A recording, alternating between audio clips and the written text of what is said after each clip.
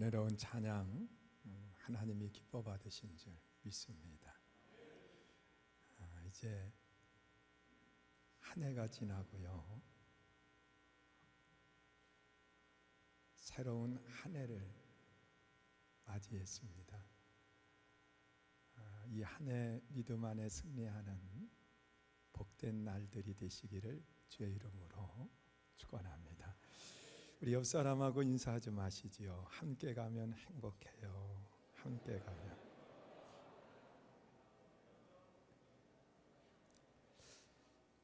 여러분,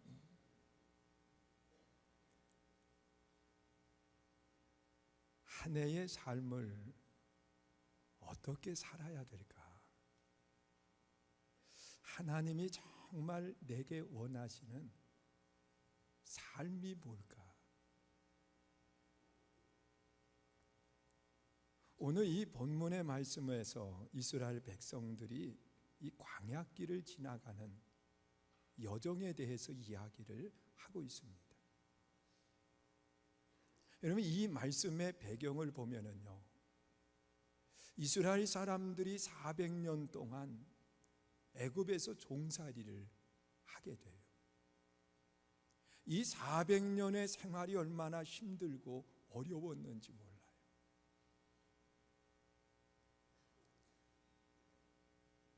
아이가 태어나면 남자일 경우에는 죽여야 된다고 하는 그러한 명도 내려졌어요.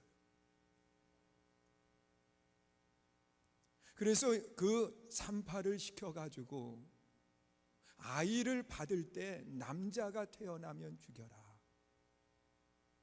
그리고 명을 내렸는데 이 시브리 산파가 가가지고 아이를 받는데 남자가 태어나도 차마 죽일 수가 없는 거예요. 왜냐고 하면 아이가 태어나자마자 그 아이를 받는 사람을 향해서 빵긋 웃어요, 울어요. 뭐 대답도 안 해보는 거 보니까 아이를 안 낳은 것 같아요. 다시 물어볼게요. 웃어요, 울어요? 울어요. 그러니까 이 우는 아이를 바라보면서 그 산파도 아이를 낳았던 여인이거든요. 그러니 그 모성애가 느껴져 가지고 이 아이를 차마 죽일 수가 없는 거예요. 세상에 태어났는데.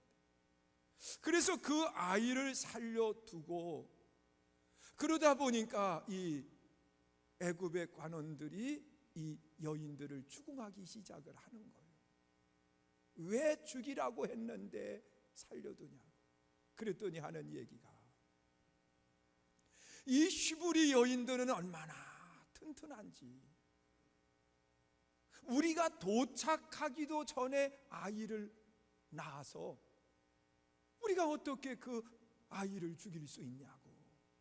그러면서 그들이 아이를 죽이지 않은 거예요. 그러니까 5명을 내려가지고 이번에는 부모들이 죽여라. 남자가 태어나면 무조건 죽이라는 거예요. 그러니 아이를 낳을 때마다 이 부모들은 근심이 생겨요. 딸이면 괜찮은데 아들이면 죽여야 되니까. 그러니 그 부모들의 심정이 얼마나 힘들고 어렵겠어요. 그래서 그들이 하나님 앞에 부르짖기를 시작을 한 거예요. 하나님, 살려주세요. 하나님, 너무 힘들고 어려우니까 우리를 좀 지켜주세요. 그들의 부르짖음을 하나님이 들으셨다고 말씀을 하고 있습니다. 그래서 한 사람, 모세라고 하는 사람을 준비시켜 가지고 그를 죽음 가운데에서 하나님이 건져내시고 바로의 궁에서 40년 동안 생활을 하게 하는 거예요. 그가 40세가 되었을 때에 이 모세가 밖에 나가 보니까 애굽 사람이 이 시브리인을 무참하게 구타를 하고 학대를 하는 거예요. 그래서 도저히 견딜 수 없어가지고 자기가 나서서 히브리인을 도와서 애굽인을 돌로 쳐서 죽였어요. 그리고 우리 둘만 하는 거니까 그러면서 그 죽인 애굽 사람을 흙을 파가지고 묻어버린 거예요. 그리고 얼마의 시간이 지난 뒤에 다시 밖에 나가 보니까 그 전에 도움을 받았던 그 사람과 같은 민족끼리 다툼을 일으켰어요. 싸우고 있는 거예요. 그래서 모세가 다가가가지고 같은 민족끼리 싸우면 되느냐고 그러면서 말릴 때에 전에 도움을 받은 그 사람이 모세를 향해서 하는 이야기가, 전에 애굽인을 돌로 쳐서 죽였던 것처럼 우리도 죽이려고 하느냐고, 그러면서 둘만 알자고 한 그 일을 드러내놓는 거예요. 그러면서 또다시 하는 이야기가, 당신을 누가 우리들의 재판관으로 세웠느냐. 이 말에 모세는 두려워서 그것을 도망하고 말아.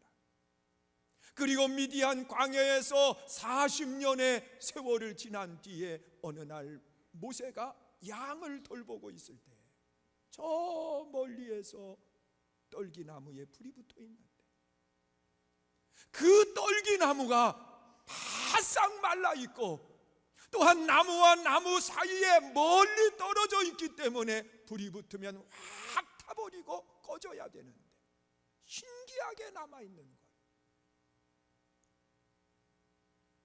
모세는 자기가 양을 돌봐야 되니까 다시 양을 돌보다가 쳐다보면 또다시 불이 그대로 있고요, 또 양을 돌보다가 쳐다보면 그대로 있는 거요. 하도 신기해서 떨기나무 불 붙은 곳으로 가서 보니까 불이 활활 타는데 나무는 그대로 있어요. 그래서 가까이 가서 바라보고 있을 때에 불꽃 가운데서 음성이 들리는 거예요. 모세야, 두려웠어요. 아무도 없는 광야에서 그 불 속에서 소리가 들린다고 생각해 보세요. 모세야, 그는 두려움 속에 떨고 있을 때에 그 불꽃 가운데 하나님이 말씀하시는 거예요. 모세야, 내가 선 곳은 거룩한 땅이니 내 발에서 신을 벗어라. 여러분, 이스라엘 사람들이 신을 벗는다라고 하는 것은 내 주권을 포기한다는 거예요. 하나님 앞에 내 주권을 포기하겠다는 거예요. 모세가 신을 벗었을 때에 하나님께서 말씀하십니다. 애굽에서 고통하고 있는 내 백성을 인도해 내거라. 하나님, 저는 입이 둔해서 말을 못합니다. 하나님, 말을 못하는데 내가 어떻게 거기 가겠습니까? 거기에다가 나는 살인자가 되어서 도망했는데요. 그때 하나님이 하시는 말씀이, 너 두려워하지 말아라. 내가 너와 동행하겠다 그랬어요. 내가 너와 함께 할 테니까 너 두려워하지 말아라. 하나님, 말을 못하는데 내가 가서 뭐라고 전합니까? 그것도 걱정하지 마. 내 형 아론이 있지 않느냐? 그 형 아론에 내가 주가 될 테니까 내가 내 형 아론에게 말하면 그대로 따를 테니까 걱정하지 마라. 하나님, 그런데요, 지난날 내가 이스라엘 백성들이 싸우고 있을 때 그들을 말렸더니 누가 재판장으로 세웠느냐고 물어봤는데, 하나님, 내가 가가지고 그 이스라엘 백성들을 구원내려고 할 때에 누가 보냈느냐고 하면 내가 뭐라고 답변을 해야 됩니까? 그때 하나님이 자신을 밝히시는 말씀을 하고 있어요. 여러분, 출애굽기 3장 14절에 기록된 말씀을 보니까 하나님은 나는 나다 그러셨습니다. 하나님은 처음부터 영원까지 계시는 분이 하나님이세요. 믿으세요? 그래서 이 모세가 하나님의 말씀을 받들고서는 이제 어디로 가느냐? 애굽으로 가가지고 하나님의 말씀을 듣고서는 그대로 전하는 거예요. 하나님이 하시는 말씀이 이 나일강, 그 애굽의 젖줄이라고 하는 그 나일강을 향해서 명하라는 거예요. 이 물이 피로 변한다는 거예요. 하나님의 말씀을 전할 때에 그 나일강이 피로 바꾸어지는 역사가 일어나는 거예요. 여러분, 그 물과 연결되어 있는 모든 물들이 피로 바꾸어지는 거예요. 우물에서 물을 푸면 이것이 맑은 물이 아니라 피가 올라오는 거예요. 그러나 그들은 하나님의 백성들을 내보내지 않아요. 다시 하나님이 말씀하시는 거예요. 이 자연 만물을 향해서 이야기하라는 거예요. 개구리들이 다 몰리고, 여러분, 온 대지 위에 개구리 떼들이 덮어있고 그 떼들이 집 안으로 들어오고 이불을 덜치면 이불 속에서까지 개구리들이 나오는 거예요. 두려웠어요. 그러나 바로는 하나님의 백성을 내보내지. 여러분, 또한 뒷골을 들어서 이것을 명할 때에 이로 바꾸어지는 역사가 일어나요. 여러분, 또한 명할 때에 온 대지 위에 파리떼들이 득실거리는 거예요. 여러분, 이 파리가 한두 마리 있을 때는 쥐면 날아가 버리지만 그 떼가 새까맣게 몰려들으면요 견딜 수 없어요. 우리 교회도 여기 교회 짓기 전에 이 너머에 선교 마을, 그래서 교회가 있었어요. 거기에 축사가 자리에다가 교회를 줬는데 이 주변에는 이 축사 때문에 파리떼가 얼마나 많은지, 하얀 쌀밥을 해가지고 딱 들여오면 콩밥으로 바뀌는 거예요. 새카맣게 앉는 거예요. 그러면 교인들은 이거 이렇게 쫓는데, 내가 그랬어요. 기억나실 거예요. 쫓을 것 없습니다. 그거 날라갔다가 똥 위에 앉아가지고 다시 날라와서 거기 앉는 거예요. 차라리 내버려 두고 옆에만 먹는 게 훨씬 더 깨끗한데. 파리떼요, 온 대지 위에 파리떼가. 여러분, 돌림병이 돌아요. 종기가 온 몸에 나서 견딜 수 없어요. 마른 하늘에 우박이 쏟아져요. 여러분, 그것도 모자라가지고 우박이 다 곡식을 망쳐놨는데 거기에 메뚜기 떼들이 득실거리더니 남아있는 모든 걸 먹어버려요. 여러분, 갑자기 흑암이 온 대지를 덮어요. 그러면서 마지막 10번째 재앙인 장자들이 죽어가는 거예요. 여러분, 바로는 더 이상 견딜 수 없어가지고 나가시오. 나가는데 다 가지고 나가도 되니까 제발 떠나달라는 거예요. 이스라엘 백성들은 여유 있게 그 애굽 땅을 떠나는 겁니다. 장정만 60만 명, 어린아이까지 여인들까지 나이 드신 분들 다 합치면 300만 명에 이르르는 많은 사람들이 출발을 하는 거예요. 여러분, 그들이 홍해 앞에 놓여져 있을 때에 백성들이 원망하지만 모세는 하나님 앞에 부르짖게 되고 하나님은 홍해를 가르고 그 백성들을 건너게 하시는. 그 건너서 광야 40년 동안의 세월이 오늘 본문의 말씀을 이야기하는 거예요.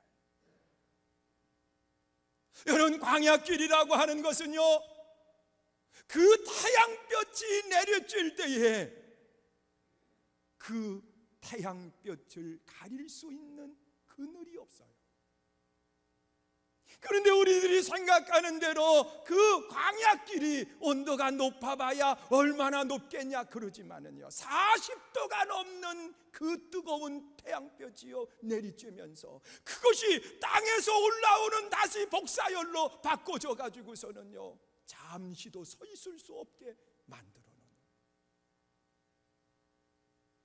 여러분, 밤에는 갑자기 온도가 내려가 가지고서는요, 이게 대지 위에 뭔가 덮여 있으면 온도들이 유지가 되는데, 이게 광야는 태양이 치면 금방 식어 가지고서는요 추위에 견딜 수가 없는 거예요.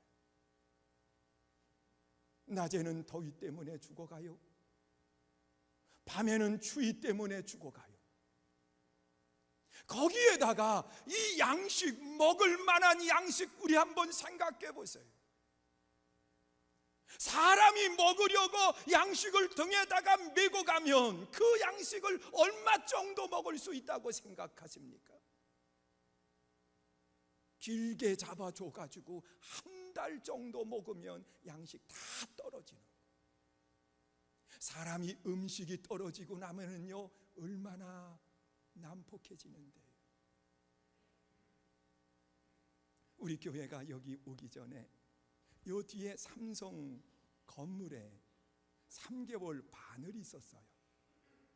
근데 거기에는 예배실은 제가 아이디어를 내가지고서는 이 칸막이를 책장으로 해가지고 다 하룻밤 만에 칸막이를 다 했어요. 그런데 식당에 요리를 할 수 있는 도구들은 있지만은 불이 없는 거요. 3개월 하려고 식당을 만들기가 그래가지고 안 만들고서는요 3개월 동안 김밥을 먹었는데, 이 토요일 날만 되면 성도들이 여선교회 남선교회들이 모여가지고서는 그 김밥 마련 말려고 준비들을 합니다. 긴 노랑물을 사고 시금치를 사고, 그리고 또한 이 햄버거 들어가는 그 뭐예요 이거 있어요, 그런 거 사가지고서는 이걸 다 만들어 놓고 주일 되면 아침에 일찍 여선교회 남선교회들이 나와서 쫙 테이블 놓고서는 김밥을 말기 시작하면 하루에 600개를 말은 거예요.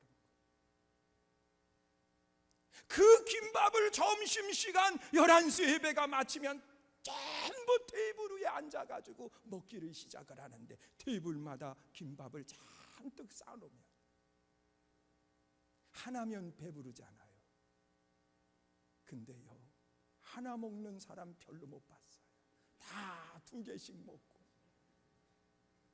그것도 모자라가지고서는요 나중에 보면 없어져 버린 거예요. 어디다 넣냐고 하면 가방에다 넣는 거예요. 그게 이 김밥, 그때 제가 정문에서 지키고만 있었으면 많이 걸렸어요. 싸가지고 가는 거. 여러분, 사람의 심리가 없으면 더 배고픈 거예요. 그런데 적은 인원 먹는 것도 그렇게 힘든데 300만 명이 먹는다고 생각해 보세요. 여러분, 일주일만 지나면 다 굶주려 가지고서는요 누구 남아있는 거 없나 그러면서 다툼이 일어날 거예요. 광야는 먹을 양식이 없는 거예요. 거기다가 광야는요 물이 없어요. 물이 있으면 광야가 되지를 않아.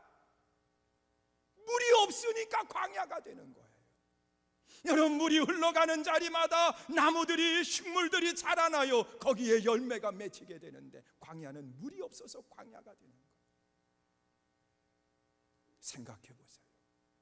낮에는 뜨거운 태양볕 때문에 죽어가고, 밤에는 추위 때문에 죽어가고, 거기다가 먹을 양식이 떨어져서 죽어가고 마실 물이 없어서 죽어가는 거예요.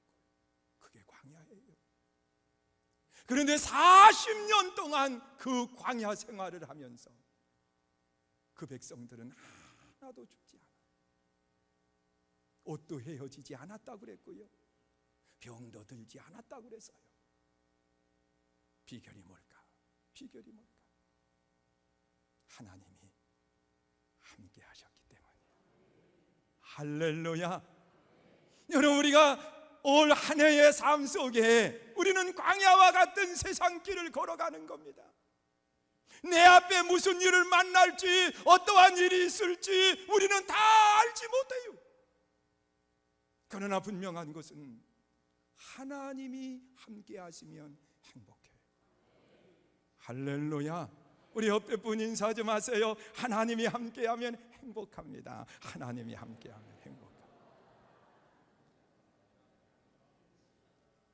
근데 제가 이렇게 잘 보면은요, 같은 교회 안에 있으면서도 준위층은 조금 느려요. 이게 뭔가 봐요. 아까 찬양할 때도 430장 찬양을 하는데 이 아래는 박수들을 다 치는데 위에를 쳐다보니까 딱 3분만 쳐요.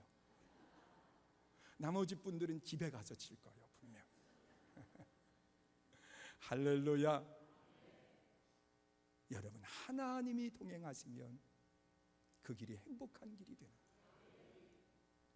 여러분, 하나님께서 그 백성들을 광야길을 걸어가는데 낮에는 구름 기둥이 그들을 시원하게 만들고, 여러분, 밤에는 불기둥이 추위를 녹이게 해주고, 아침에 일어나면 만나가 온 대지 위에 쌓여 있는데 가서 걷어들이기만 하면 먹을 양식이 생기고, 내가 정욕에 안 좋아서 고기 달라고 하니까 하나님께서 성경대로 이야기하는 거예요. 하나님이 고기를 주시는데 메추라기를 몰아다가 주시는.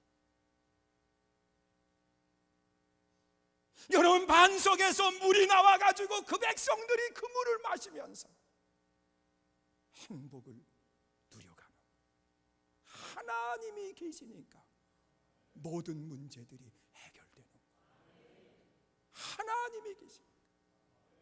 여러분, 올 한 해도 하나님께서 여러분과 동행하시면 여러분들의 삶에는 놀라운 기적의 역사가 일어나는 거예요. 그런데 하나님이 누구와 동행하느냐? 여러분, 성경에 나타나 있는 말씀을 보세요. 창세기 3장에 보면 가인, 그 아담과 하와가 하나님 앞에 범죄하고 하나님이 그들을 에덴 동산에서 쫓겨내셨는데 성경은 그들이 그 다음에 하나님과 함께하더라고 하는 말을 사용하지 않습니다. 그러면서 창세기 4장에 건너가면 가인과 아벨에 대한 이야기를 하시면서 이 두 사람이 하나님 앞에 제사를 드렸는데 하나님은 가인의 제사는 받지 아니하시고 아벨의 제사를 받으셨다고 그렇게 말씀을 하고 있습니다. 여러분, 받으셨다고 하는 말을 사용하는 것은 함께 있음을 말하는 겁니다. 여러분, 우리 최태진 장로님 앞에 앉아 계시는데 우리 장로님 저한테 뭔가를 가져다 주면 내가 받았어요. 그러면 주시면 제가 받을 것 같아요? 안 받을 것 같아요? 받을 것 같지요?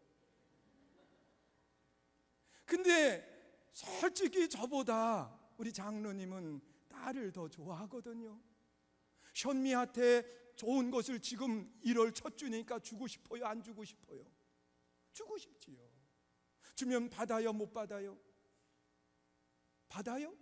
줘봐요. 받나? 미국에 있는 딸이 어떻게 받아요? 여러분, 받는다라고 하는 말은요, 함께 있음을 말하는 거예요. 내가 주고 싶어도 함께 있지 못하면 받을 수가 없는 거예요. 여러분, 창세기 4장 하나님 앞에 제사를 드릴 때 하나님이 받으셨다고 하는 것은 하나님이 함께 계심을 말씀하는 거예요. 오늘날로 이야기하면 하나님이 함께 계시는 성도는 누구냐? 그 요한복음 4장 23절에 기록되어 있는 말씀을 보니까 하나님은 신령과 진정으로 예배하는 분들을 찾으신다고 말씀합니다. 믿으십니까? 하나님은 예배하는 자들을 만나주시고 하나님은 예배하는 자들을 통해서 역사하시는 거예요. 우리가 하나님의 성전에서 신령과 진정으로 예배할 줄 알아야 돼요. 여러분, 출애굽기에 나타나 있는 말씀을 보면 바로와 이 모세의 대화 속에서 제사가 어떤 것인지, 예배가 어떤 것인지를 알게 돼요. 가장 먼저는 그렇게 이야기합니다. 그들에게 고난이 오니까 바로가 하는 이야기가 제사 드리러 가라. 가되 멀리 갈 것 있냐? 광야로 나가서 제사를 드리던 여기서 드리던 똑같은 거니까 멀리 가지 말고 여기서 드려라 그렇게 이야기해요. 그런데 우리는 예배는 정한 장소가 있어요. 믿으세요? 여러분, 창세기 22장에 보면 하나님은 아브라함에게 독자 아들 이삭을 제물로 드리라고 하면서 모리아산에 사흘길을 가서 모리아산에 가서 드리라고 이야기를 해요. 여러분, 아브라함이 그럴 수도 있어요. 하나님, 어차피 제물 드리러 가는 건데 아들 고생시키면서 거기까지 가서 받을 일이 있습니까? 여기서 드려도 될 텐데. 그러지 않았어요. 그곳에 가서 제사를 드립니다. 오늘 우리가 하나님이 받으시는 예배자는 누구냐? 하나님께서 정한 여기서 예배하는 분들이에요. 할렐루야. 또한 하나님이 받으시는 예배가 있어요. 똑같이 제사를 드렸지만 가인의 것은 받지 않고 아벨의 것을 받았다 그랬는데, 오늘 여기에서 우리가 예배하되 신령과 진정으로 예배하는 분들이 되시기를 주의 이름으로 축원합니다. 하나님이 받으시는 예배자가 돼요. 그리고 또한 하나님이 함께하는 분들이 누구냐? 하나님이 함께하는 분들이 누구냐? 여러분, 낮에는 구름 기둥이, 밤에는 불 기둥이 그 중심 하나님의 성막 위에 머물러 있다가, 여러분, 이 구름 기둥, 불 기둥이 움직이면 하나님의 백성들이 함께 움직이는 거요. 그런데 어느 한 사람이 고집을 부리고서는 나는 절대로 따라가지 않겠다, 그러면서 홀로 머물러 있었다고 하면 그 사람은 얼마 가지 않아서 죽는 거예요. 구름 기둥이 인도하면 따라야 돼요. 불 기둥이 인도하면 따라야 돼요. 오늘도 마찬가지예요. 구름 기둥, 불 기둥 같은 하나님의 말씀이 선포될 때 아멘, 순종하는 거예요. 여러분, 하나님은 불순종의 사람과 함께하는 것이 아니라 순종의 사람과 함께한다는 거예요. 믿으세요? 여러분, 하나님이 여러분과 통행하는 한 해가 되기 원하신다고 하면 두 가지를 잘하면 돼요. 하나는 하나님을 예배하는 생활을 최우선으로 생각하는 거예요. 두 번째는 순종의 사람이 되는 거예요. 하나님의 말씀에는 뭐밖에 없다고요? 예밖에 없다고 그렇게 말씀해요. 그리고 또한 동행하되 어디와 동행해야 되느냐? 여러분, 출애굽기 26장 1절에 보면 하나님이 모세에게 하나님의 성막을 지을 것을 명하셨다, 그렇게 말씀합니다. 그리고 또한 출애굽기 40장 35절에 기록된 말씀을 보니까 여호와의 영광이 그 성막 위에 충만히 채워지는데 모세가 그 성전에 들어갈 수 없을 정도로 하나님의 성전에 하나님의 영광으로 채워지는 역사가 일어나는 거예요. 할렐루야. 여러분, 이스라엘 백성들은 항상 그 성전, 하나님이 명하신 대로 지어진 그 성전, 성막을 중심으로 해서 동쪽에 세 부족이 모여서 생활을 해요, 서쪽에 세 부족이 모여서 생활을 해요, 북쪽에 세 부족이 모여서 생활을 해요, 남쪽에 세 부족이 모여서 함께 하는데, 성전을 중심으로 해서 12부족이 함께 움직여가는 모습을 보게 됩니다. 그들은 철저히 무엇을 중심으로 했느냐? 성막을 중심으로 생활을 하는. 오늘 교회와 동행한다고 하는 것은 뭐냐? 내 중심의 교회가 아니라 교회 중심의 내가 돼야 돼요. 할렐루야. 여러분, 우리가 성전 중심으로 생활해야 돼요. 믿으세요? 성막 중심으로 생활할 때 하나님이 그들과 함께 하셨던 것처럼, 어느덧 성전 중심의 신앙생활이 될 때에 하나님은 그를 통해서 역사하시는 거예요. 또한 교회 중심의 신앙생활은 뭐냐? 사도행전 2장 이하에 보면 성령 받은 사람들이 함께 모여서 하나님을 예배하고 찬양했을 뿐만 아니라 내 것을 내 것이라고 주장하지 않고 내 것을 하나님께 내어놓고 사랑의 떡을 떼는 역사가 일어난 거예요. 여러분, 교회 중심의 신앙생활, 교회와 함께하는 성도의 신앙생활은요, 서로 나눔과 서로 붙들어주는 아름다운 역사가 일어나야 돼요. 여러분, 고린도전서 12장에 보면 교회는 하나의 몸이다 그랬습니다. 예수 그리스도는 머리고 여러분 각자는 지체들이에요. 여러분, 건강한 지체는요, 서로 돕는 거예요. 믿으십니까? 서로 물고 뜯으면 다 망하지만 서로 돕고 서로 격려하고 서로를 붙들어주면 사는 역사가 일어나는 거예요. 또한 그 안에 행복의 역사가 일어나는 거예요.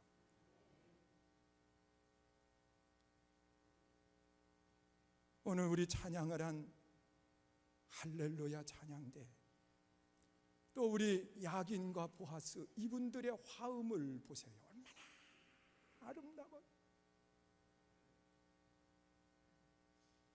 내가 다른 사람보다 목소리가 좋은데 그러면서 혼자 큰 목소리 내면요, 다음 주 쫓겨나요. 그 사람 때문에 망친다는 거예요.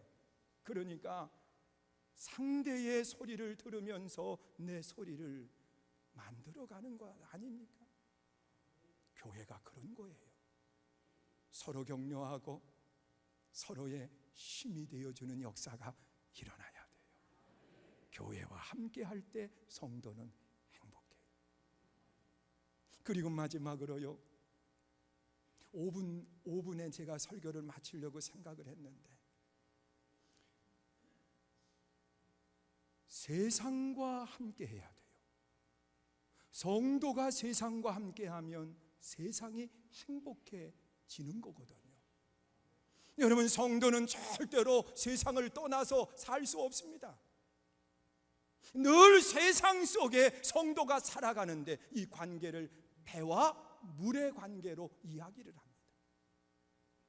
여러분, 배는 반드시 물이 있어야 배가 뜨고 원하는 목적지를 갑니다. 그런데 그 물이 배 안으로 들어오면 그 배는 침몰하고 맙니다. 여러분, 성도는 배요, 세상은 물과 같은 거예요. 그래서 이 세상 속에 우리가 함께 생활하고 함께 할 때 그 안에서 아름다운 목적지를 향해서 나아가는데, 성도는 세상 속에 구별되어 있어야 돼요. 믿으세요? 세상과 타협하고 세상과 하나 되려고 생각하지 말라는 거예요. 예수님께서는 너희는 그러면서 하시는 말씀, 너희는 세상의 소금이요 너희는 세상의 빛이라고 말씀을 하고 있습니다. 여러분, 소금은요 많이 있어야만 되는 게 아니에요. 어떤 때 우리가 그런 이야기에 목사님, 이제 하나님의 영광을 위해서 세상 속에 일하고 싶어도 아직은 힘이 미약해서 그러거든요. 여러분, 국 끓이는데 큰 냄비에다가 물을 잔뜩 집어넣고 펄펄 끓입니다. 소금 큰 가마니에다가 소금을 철철철철 붓습니까? 아무것도 먹지 못해요. 그렇게 그냥 조그만 국자에다가 소금 조금 퍼가지고 그거 펄펄 끓는 국에다가 붓고서는 몇 번 휘휘 지면요, 전체 맛이 다 나는 거예요. 여러분, 믿는 사람이 미약해 보이지만 소금의 역할을 잘 감당하면 세상에 맛을 내고요, 썩는 것을 막게 되어 있어요. 믿으십니까? 여러분, 그리고 또한 이 소금은 칠 때 쳐야지 미뤘다가 치면 소용도 없어요. 여러분, 생선을 샀어요. 생선을요, 정명실 권사님 아들 결혼시키려고 힘쓰시지요. 며느리 주려고 생선을 산 거예요. 미리 다음 주 결혼하고 나면 내가 요리를 해줘야 되겠다. 미리 샀어요. 근데 소금을 집어넣으려고 하다 보니까 밖에 있어가지고 가지고 오기 귀찮아가지고서는 안 넣었어요. 이틀이 지나요, 3일이 지나요. 서서히 냄새가 나니까 급한 마음에 얼른 집어넣었어요. 그거 가지고 요리를 해주면 우리 미진이 성도님 먹어요, 안 먹어요? 안 먹겠지요. 왜? 이미 썩은 거니까. 썩고 난 다음에 소금은 소용이 없어요.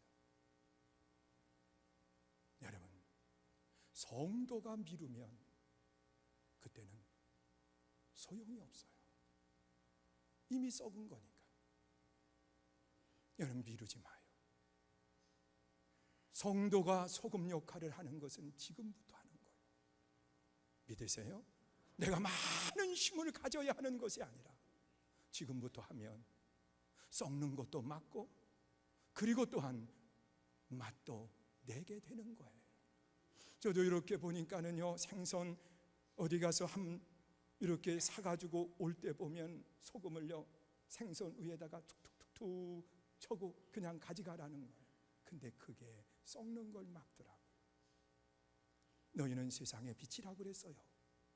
빛은요, 아무리 칠흑 같은 어두움 속에도요, 빛만 밝히면 어두움은 물러가요. 이 교회도요, 지금 여기 위에 켜져 있는 등들을 다 끄면 여기가 칠흑같이 어두워요. 왜냐하면 다 지금 여기 빛을 가려 놓았기 때문에 그래요. 이 공간을 채우는 것은 저 위에 조그만 전등, 그것이 여기를 밝혀주는 거예요. 사랑하는 성도 여러분, 우리 한 해의 삶을 살아갑니다. 동행하면 행복해요. 믿으세요? 하나님과 동행해야 돼요. 하나님과의 동행은 예배와 순종이에요. 믿으세요? 교회와 동행해야 돼요. 교회와 동행하는 것은 교회 중심 신앙 생활을 하는 거예요. 그리고 서로를 격려하고 서로에게 힘을 불어넣어주는 사랑의 떡을 떼는 거예요. 믿으세요? 그리고 세상과 동행해야 돼요. 세상을 떠나서 살 수 없어요. 세상과의 동행은 소금의 역할을 감당하는 거예요. 소금은요, 많아야만 되는 게 아니에요. 적은 거지만 그것이 어디에 사용되느냐에 따라서 달라져요. 소금은 미뤄서 되는 게 아니에요. 지금부터 하는 거예요. 너희는 세상의 빛이라고 그랬어요. 빛은 밝히면 어두움은 물러가게 돼 있어요. 빛이 밝혀지지 않으니까 어두움이 존재하는 거예요.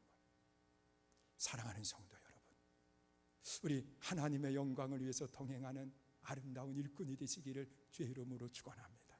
그러기 위해서 우리가 한 가지만 실천하는 거예요. 그것이 뭐냐고 하면 하루에 만나는 사람 3사람에게 꼭 제일 밝은 표정을 짓고서는 만나서 반갑습니다. 인사하는 거예요. 안녕하세요. 인사하는 거예요. 분위기가 달라져요. 저도요, 이 말씀을 준비하고 난 뒤에 엘리베이터 우리 교회 말고요, 집에 그걸 탔는데 아주머니 한 분이 타시는 거예요. 밝게 웃으면서 안녕하세요. 그리고 어색한 표정을 지으면서 서 있었어요. 얼마 지난 뒤에 또 한 사람이 타더라고요. 그래서 이분이 인사 안 하지만 저는 밝게 인사를 했어요. 여러분, 싸운 사람처럼 쳐다보고 있으면 불안당처럼 보여지지만 우리가 인사하면 분위기가 달라져요. 교회도 오시는 분에게 3분 정도만 인사하기 시작을 하면 교회는 한순간에 바꿔져요. 우리 함께 가서 두려운 사람이 아니라 행복한 분들이 다 되시기를 주의 이름으로 축원합니다. 우리 함께 찬양하고요, 이 시간 통성으로 기도합니다. 하나님, 우리와 함께 해주셔서 한 해 동안 행복한 삶이 되게 해주세요. 우리는